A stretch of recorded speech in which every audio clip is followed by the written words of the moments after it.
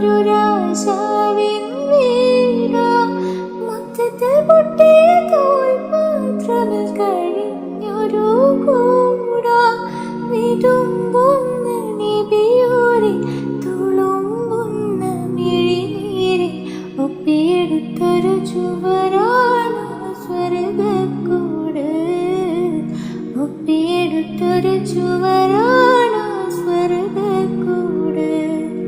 പലയോ